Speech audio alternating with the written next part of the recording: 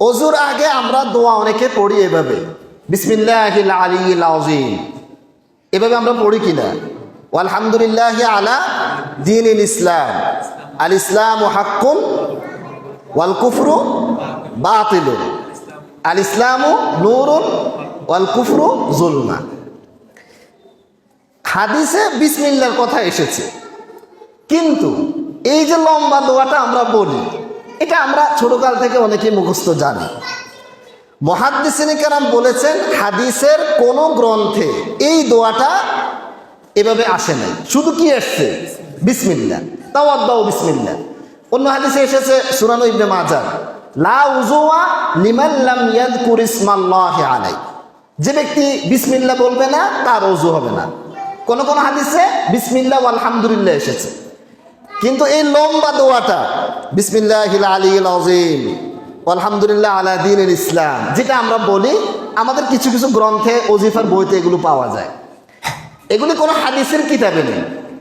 আমাদের এগুলো কদিম জামানার মুহাদ্দিসরা তাদের কিতাবে বলছেন।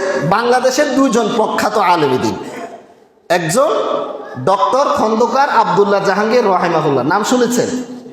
আরেকজন বর্তমান বায়তুল মুকাররমের খতিব মাওলানা মুফতি আব্দুল মালেক সাহেব। ওনারা দুইটা বই লিখেছেন। দুইজন, আব্দুল্লাহ জাহাঙ্গীর রাহিমাহুল্লাহ লিখেছেন হাদিসের নামে জালিয়াতি, মানে হাদিসের মধ্যে নাই কিন্তু বলা হচ্ছে কি হাদিস, আমরা করি কিন্তু আসলে হাদিসে নাই।